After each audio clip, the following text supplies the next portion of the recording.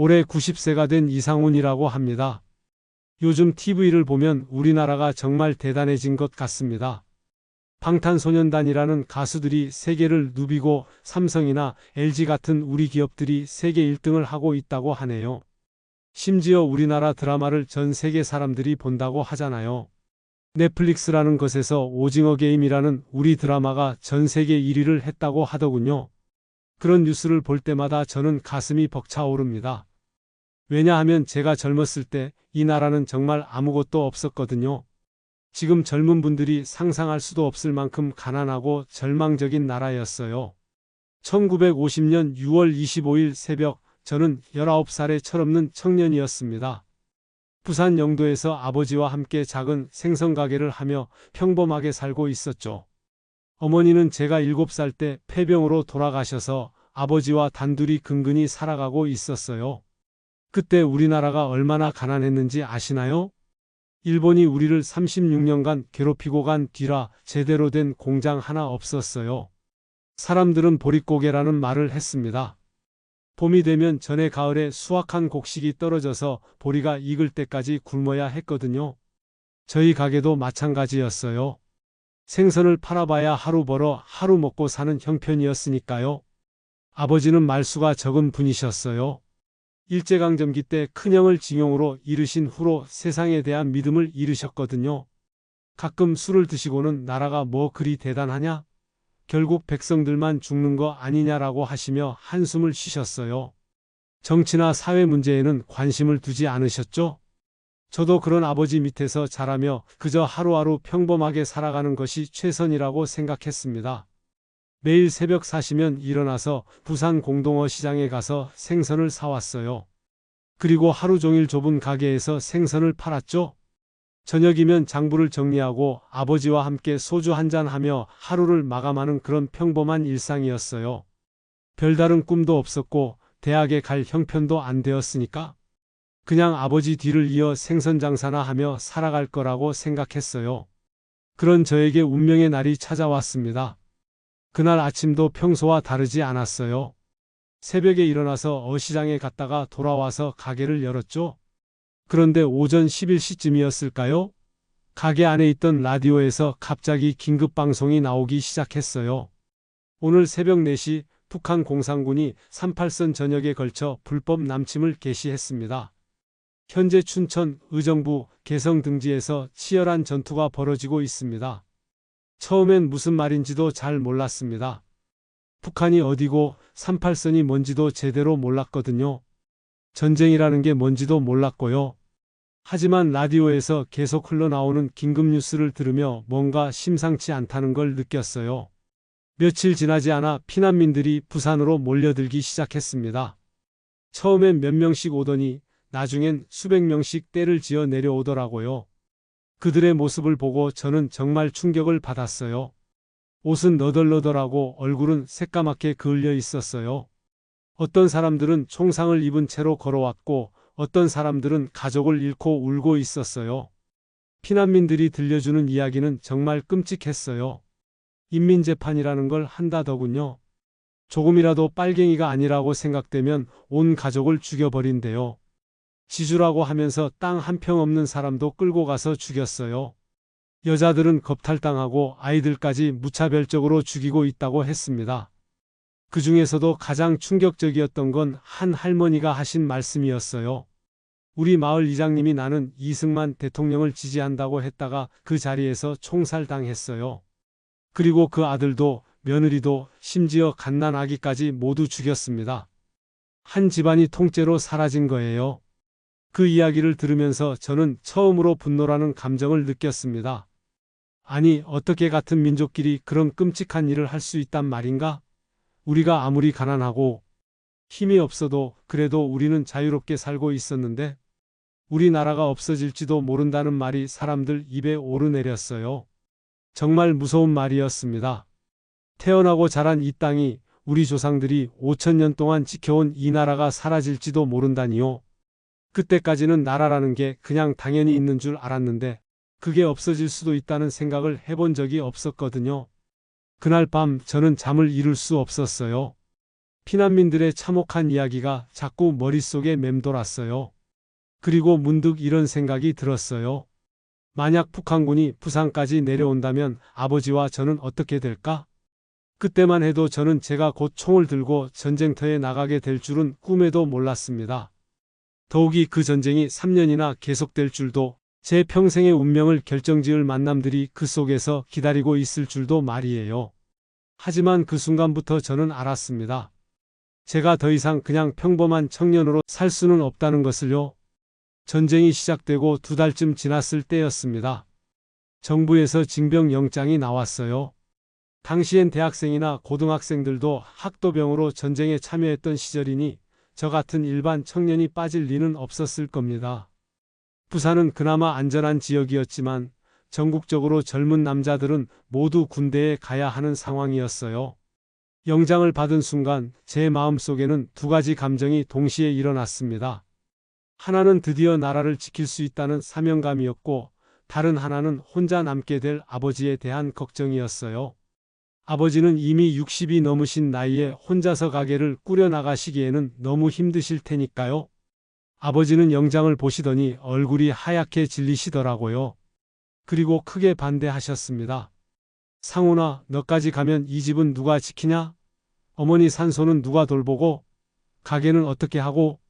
어머니는 제가 어릴 때 돌아가셨는데 아버지는 매년 어머니 제사를 빠뜨리지 않고 지내셨어요. 그리고 한 달에 한 번씩은 꼭 어머니 산소에 가서 벌초도 하시고 안부도 여쭈었거든요. 그런 아버지에게 저는 혈육이자 동시에 유일한 가족이었던 거죠.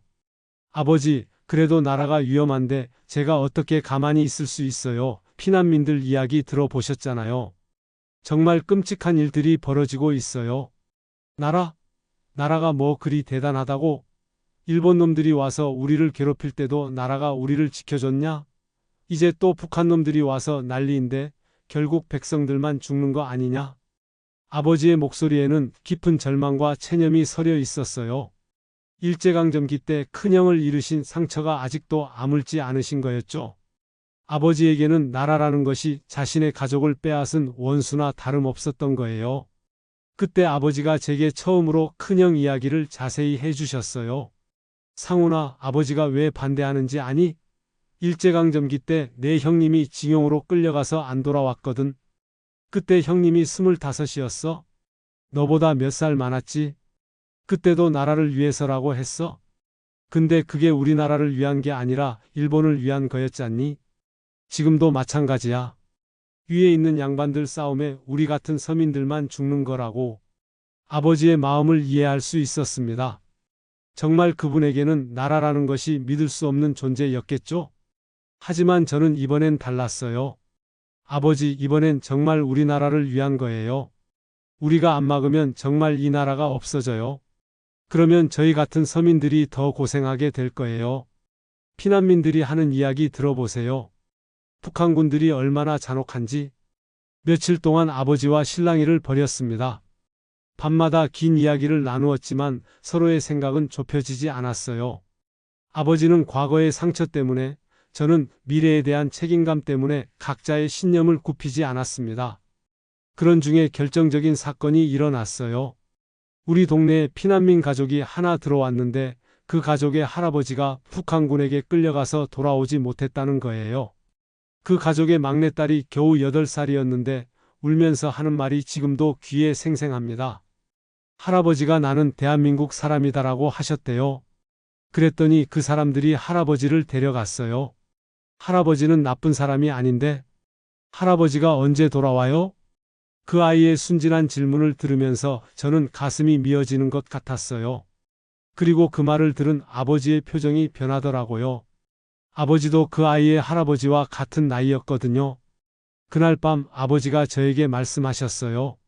상훈아, 아버지도 생각해봤는데 너 말이 맞는 것 같다. 이번엔 정말 우리가 지켜야 할 게 있는 것 같고 일제강점기 때와는 다른 것 같다. 하지만 여전히 걱정스러운 표정을 감추지 못하셨습니다. 그래도 너는 내 유일한 아들이야. 너마저 잃으면 아버지는 어떻게 살아가겠니? 저는 아버지 앞에 무릎을 꿇고 말했어요. 아버지, 제가 꼭 살아서 돌아올게요. 그리고 이 전쟁이 끝나면 정말 좋은 나라가 될 거예요. 아버지가 안심하고 사실 수 있는 그런 나라 말이에요. 결국 저는 1950년 9월 육군 보병으로 입대했습니다. 입대하는 날 아침 아버지가 저를 배웅해 주시면서 마지막으로 하신 말씀이 있어요. 상훈아, 아버지 말을 안 듣고 가는 거니까 꼭 살아서 돌아와야 한다. 죽으면 아버지가 용서 안 해. 그 말씀을 하시면서 아버지 눈에 눈물이 그렁그렁했어요. 저도 눈물이 났습니다. 그리고 가슴 깊은 곳에서 다짐했어요. 꼭 살아 돌아가서 아버지를 안심시켜 드리자. 그리고 정말 좋은 나라를 만들어서 아버지가 자랑스러워 하실 수 있게 하자. 기차가 출발하면서 아버지의 모습이 점점 작아져 갔어요.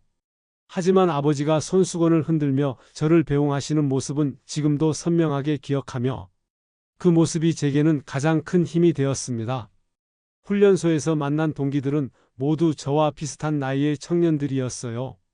부산 사투리를 쓰는 친구, 전라도에서 온 친구, 서울에서 피난 온 친구, 충청도에서 온 친구, 정말 전국 각지에서 모여든 젊은이들이었죠. 다들 고향도 말씨도 달랐지만 하나같이 나라를 지키겠다는 마음만큼은 같았습니다.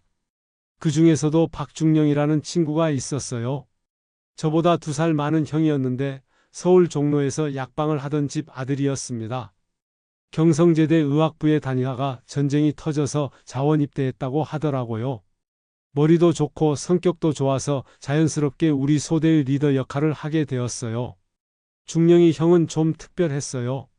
다른 애들은 무서워하거나 슬퍼하는데 이 형은 항상 웃으면서 동기들을 격려해 주었거든요. 야들아, 우리가 여기서 제대로 배워서 나가야 나라도 지키고 집에도 살아서 돌아간다. 겁먹지 말고 열심히 하자. 특히 글을 못 읽는 친구들에게는 편지를 대신 써주기도 하고 군사학 시간에는 이해하기 쉽게 설명해 주기도 했어요. 정말 따뜻한 마음씨를 가진 사람이었습니다. 하지만 처음에는 모두가 중령이 형을 좋아한 건 아니었어요. 특히 전라도에서 온 김동철이라는 친구가 중령이 형을 못마땅해 했습니다.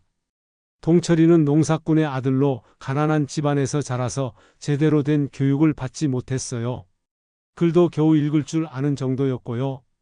야, 박중령. 너 서울 양반이라고 그렇게 잘난 척하냐?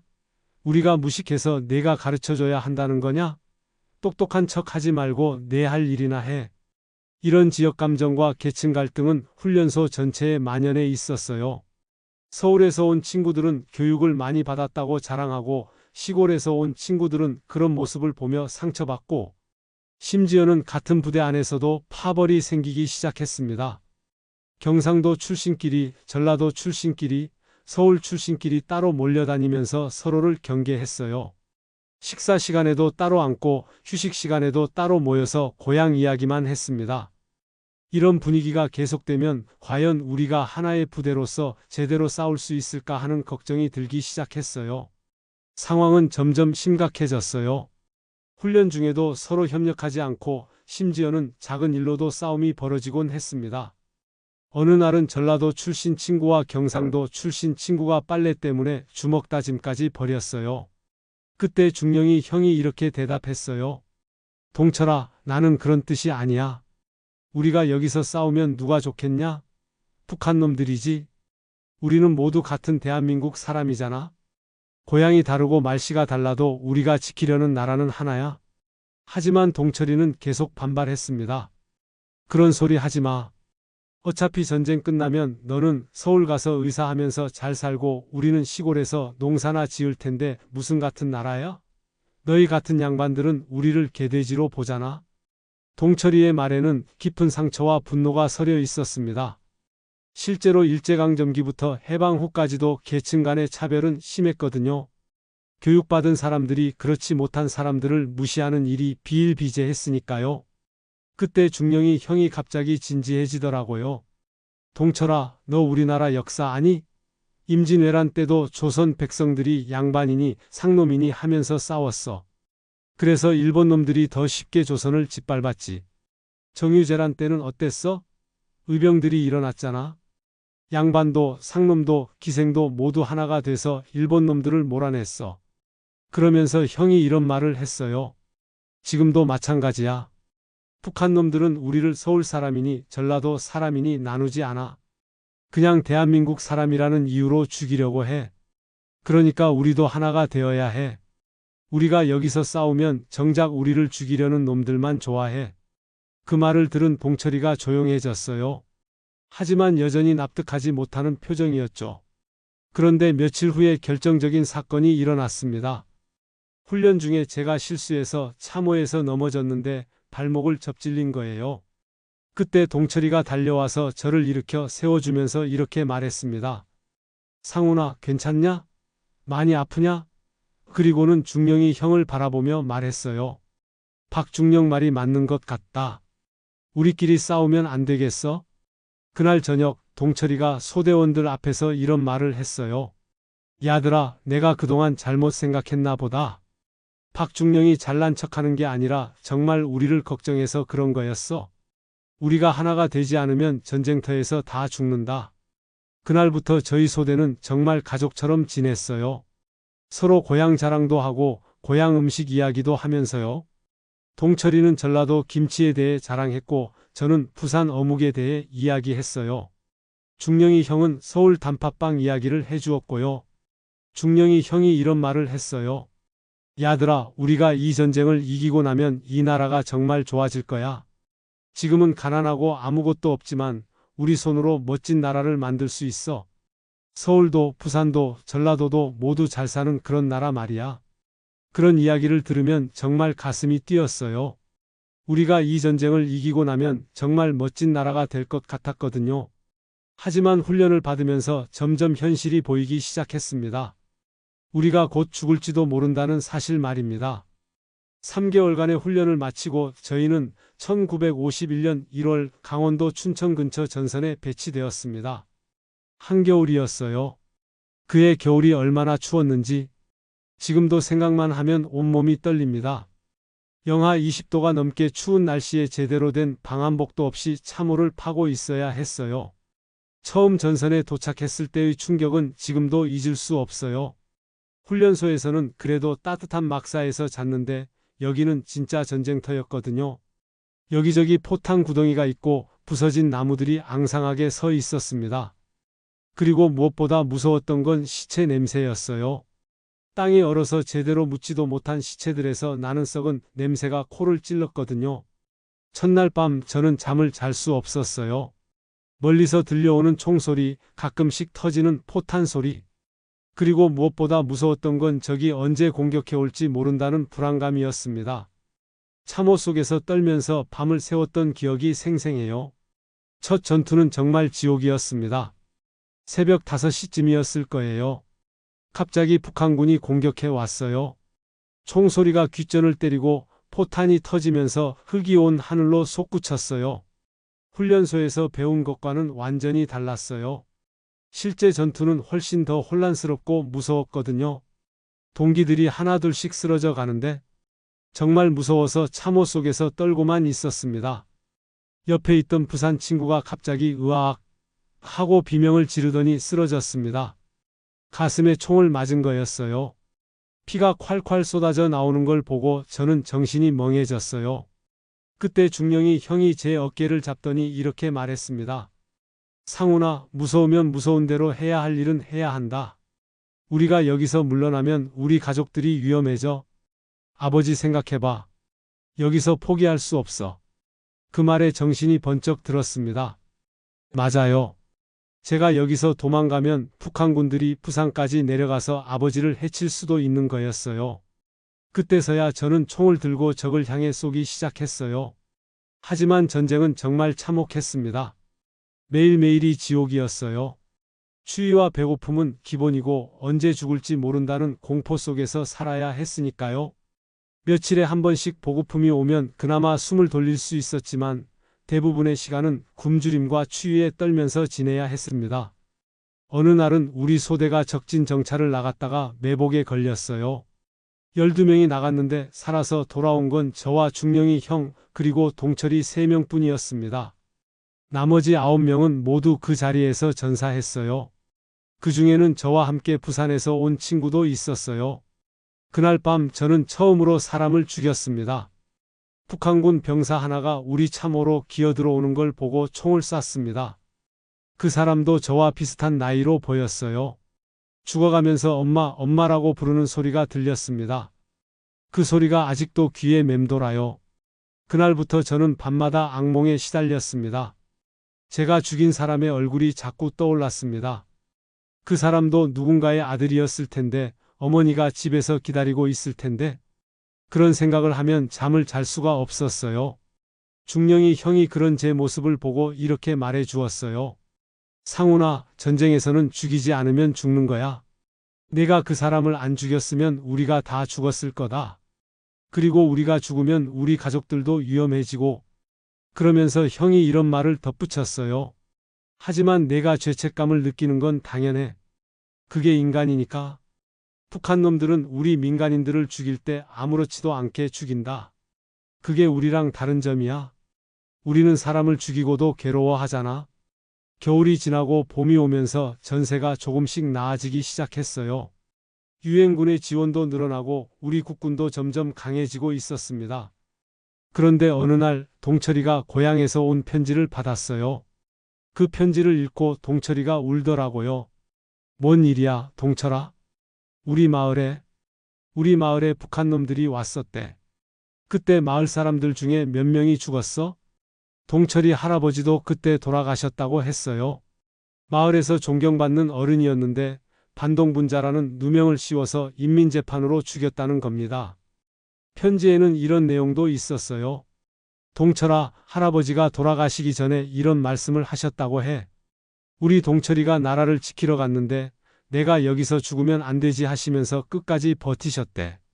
그런데 결국 그 얘기를 들은 우리는 모두 분노했습니다. 그리고 더욱 확실히 깨달았어요.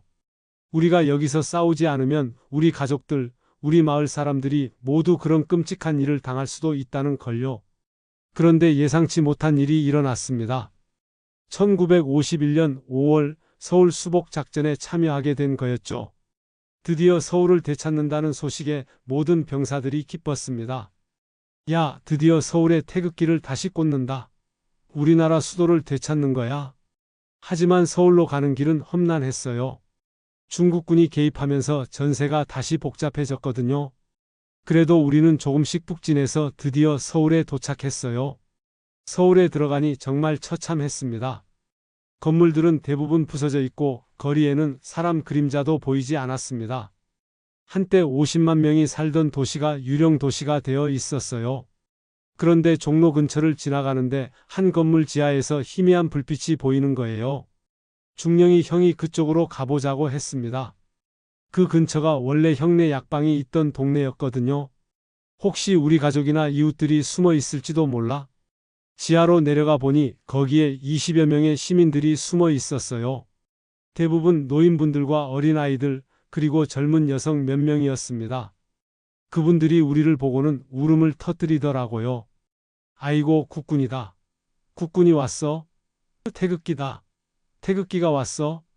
그분들이 우리를 보고 그렇게 기뻐하시는 모습을 보니 정말 가슴이 벅찼습니다. 우리가 정말 이 사람들을 구했구나 싶었거든요. 그때 제 눈에 들어온 사람이 있었습니다. 20살 정도로 보이는 아가씨였는데 어린아이 둘을 꼭 끌어안고 있었어요. 얼굴은 새까맣게 때가 묻어 있었지만 눈만큼은 정말 맑고 예뻤습니다. 나중에 안 일이지만 그 아가씨가 바로 제 아내 영희였어요. 그곳에서 저는 운명의 만남을 가지게 되었습니다. 영희는 전쟁이 터지자 언니와 조카들을 데리고 피난을 가려다가 북한군에게 붙잡혔다고 했습니다. 언니는 그 과정에서 총에 맞아 돌아가시고 영희 혼자서 조카 둘을 데리고 숨어 지내고 있었던 거였습니다. 아가씨, 이제 괜찮습니다. 저희가 안전한 곳으로 데려다 드릴게요. 제가 그렇게 말하니까 영희가 고개를 끄덕이면서도 눈물을 흘리더라고요. 정말 괜찮은 건가요? 이제 그 사람들이 안 와요? 그 말을 하는 영희의 목소리가 얼마나 떨리던지 얼마나 무서웠을까 싶어서 제 가슴도 아팠습니다. 나중에 알게 된 이야기지만 영희는 그 지하실에서 6개월 동안 숨어 지냈다고 해요. 낮에는 나갈 수도 없고 밤에만 몰래 나가서 먹을 것을 구해와야 했습니다. 그때 영희가 저에게 이런 말을 했어요. 오빠, 저는 이 나라가 정말 좋아요. 북한 사람들은 우리보다 잘 산다고 했는데 정작 와보니까 우리를 죽이려고만 하더라고요. 우리나라가 가난해도 우리가 굶어도 그래도 우리가 우리 마음대로 살 수 있잖아요. 누가 뭐라고 해도 자유롭게 말할 수 있고 자유롭게 생각할 수 있고 그 말이 저에게 큰 감동을 주었어요. 그래요. 우리나라가 가난해도 우리는 자유롭게 살 수 있었거든요. 저희는 그 지하실에 있던 모든 시민들을 안전한 후방으로 보내드렸어요. 영희도 조카들과 함께 부산으로 가게 되었습니다. 헤어지기 전에 영희가 제게 작은 종이 쪽지 하나를 쥐어 주었습니다. 오빠, 저 부산 영도 근처로 갈 것 같아요. 거기 아는 사람이 있거든요. 전쟁이 끝나면 꼭 찾아주세요. 오빠 같은 분이 계시니까 우리나라가 꼭 좋아질 거예요. 그 순간 저는 이상한 기분이 들었습니다. 꼭 살아서 이 전쟁을 끝내고 영희를 다시 만나야겠다는 생각이 들었습니다. 그리고 영희 말처럼 정말 이 나라를 좋은 나라로 만들고 싶다는 생각도 들었고요. 중령이 형이 그런 제 모습을 보고 웃으면서 말했습니다. 야, 상훈아, 너 그 아가씨 좋아하는 거 아니야? 그때는 부끄러워서 아니라고 했지만 지금 생각해보면 정말 그때부터 영희를 좋아하고 있었던 것 같아요. 영희와 헤어진 후 저는 더욱 열심히 전쟁에 임했습니다. 꼭 살아서 돌아가야 한다는 목표가 생겼거든요. 하지만 전쟁은 아직 끝나지 않았어요. 1951년 가을 저희 부대는 강원도 화천 근처에서 가장 치열한 전투를 치르게 되었습니다. 중국군이 대규모로 개입하면서 전세가 다시 악화되었거든요. 우리 부대는 높은 산 위의 고지를 지켜야 했는데 적군이 계속해서 밤낮 없이 공격해 왔어요. 일주일째 전투가 계속되는데 탄약도 떨어지고 식량도 부족했습니다. 부상자들은 늘어나는데 후송도 제대로 안 되고 그런데 어느 날 밤 중국군이 총공격을 해온 거예요. 수백 명이 동시에 우리 고지를 향해 밀려왔습니다. 야들아, 여기서 물러나면 안 된다. 우리 뒤에 우리 가족들이 있다는 걸 잊지 마라. 중령이 형이 그렇게 소리치면서 선두에 서서 적을 막아냈어요. 그때 동철이가 저에게 이렇게 외쳤어요. 상훈아, 우리가 여기서 죽으면 안 돼. 우리가 살아야 이 나라가 산다. 정말 절체절명의 순간이었습니다. 하지만 그 순간 저는 이상하게도 두렵지 않았습니다. 오히려 가슴이 뜨거워지더라고요. 우리 조상들도 이런 마음이었을까? 을지문덕도, 영계소문도, 이순신 장군도 그런 생각이 들면서 힘이 솟았어요. 하지만 적이 너무 많았습니다. 우리는 점점 밀려나기 시작했고 결국 후퇴 명령이 떨어졌습니다. 그런데 후퇴하는 과정에서 중령이 형이 적의 총탄에 맞은 거예요. 형님, 제가 달려가서 형을 부축했는데 배에 총상을 입어서 피가 많이 나고 있었어요. 상훈아, 나는 여기서 그만이야. 너라도 살아서 내려가라. 영희라는 그 아가씨 때문에라도 살아야 해. 무슨 소리예요? 형님도 같이 가야죠. 안 돼. 너까지 죽으면 우리나라는 누가 지키냐? 그때 동철이가 달려와서 말했어요. 야, 상훈아, 둘 다 죽을 셈이냐? 박중령, 너도 포기하지 마. 우리가 다 같이 살아서 나가야 해. 훈련소에서 약속했잖아. 저는 필사적으로 중령이 형을 업고 뛰었습니다. 총탄이 귓전을 스치고 포탄이 주변에서 터졌지만 멈출 수 없었어요. 형은 제 전쟁터에서의 형님이었고 가족이었거든요. 동철이도 옆에서 저를 도와주면서 적의 총탄을 막아주었어요. 야들아, 우리는 한 형제다. 하나도 빼놓지 않고 다 살아서 돌아간다. 그 말을 하면서 동철이가 제 등을 떠밀어 주었어요. 다행히 우리 부대의 지원 사격 덕분에 안전한 곳까지 내려올 수 있었습니다. 중령이 형은 급히 후방 병원으로 후송되었습니다. 그런데 그 과정에서 동철이가 파편에 맞았어요. 다행히 목숨에는 지장이 없었지만 동철아, 고마워. 내가 아니었으면. 뭔 소리야. 우리가 언제부터 남남이었냐? 우리는 가족이잖아. 그 후 이틀 뒤 저도 다리에 파편상을 입어서 부산으로 후송되었어요. 전쟁은 아직 계속되고 있었지만 저의 전투는 거기서 끝난 거였습니다. 부산 병원에서 치료를 받으면서 저는 계속 영희를 찾았어요. 영희가 준 쪽지를 보고 그 주변을 다 뒤져봤습니다. 그리고 드디어 찾았어요. 영희는 조카들과 함께 영도의 한 판잣집에서 지내고 있었습니다. 조카들을 돌보면서 생선 가게에서 일을 하고 있더라고요. 오빠, 정말 살아서 돌아왔구나. 영희가 저를 보고 울면서 달려왔을 때 저는 그때서야 정말 전쟁이 끝났다는 걸 실감했습니다. 전쟁이 끝나고 저와 영희는 1954년에 결혼했습니다. 중령이 형도 다행히 살아났어요. 다리를 절긴 하지만 고향으로 돌아가서 다시 약방을 차리고 잘 살고 있습니다. 동철이도 전라도로 돌아가서 농사를 지으면서 잘 살더라고요. 결혼 후 저는 부산에서 작은 공장을 시작했어요. 영희와 함께 열심히 일해서 3명의 자식도 낳고 그럭저럭 잘 살아왔습니다. 그런데 안타깝게도 저희 아들 민수는 젊었을 때부터 제 전쟁 이야기를 듣기 싫어했어요. 아버지, 그런 옛날 이야기 하지 마세요. 지겹다니까요. 맨날 전쟁, 전쟁. 지금이 몇 년대인데 아직도 그런 소리를 해요? 민수는 서울대학교를 나와서 대기업에 취직했어요. 그럼 민수에게는 아버지의 전쟁 이야기가 정말 옛날 이야기로만 들렸을 거예요. 하지만 작년에 저희 손자가 중학교에서 한국전쟁에 대한 숙제를 해온다면서 저한테 물어보더라고요. 그래서 처음으로 손자에게 제 이야기를 들려주었어요. 이야기를 다 들은 손자가 이렇게 말했습니다. 할아버지가 정말 대단하세요. 할아버지가 아니었으면 우리나라가 지금 이렇게 좋아질 수 없었겠네요. 그때 민수가 저에게 말했습니다. 아버지, 죄송해요. 그런 힘든 일을 겪으셨는데 제가 너무 철없었네요. 저는 이렇게 대답했어요. 아들아, 내가 그런 이야기를 듣기 싫어하는 게 당연해. 그만큼 우리나라가 평화로워졌다는 거야. 지금 이 나라를 보세요. 정말 자랑스럽지 않습니까? 우리나라가 세계 10대 경제 강국이 되었어요. 무엇보다도 자유민주주의가 뿌리 내렸습니다. 우리가 그때 지키려고 했던 바로 그 가치 말입니다.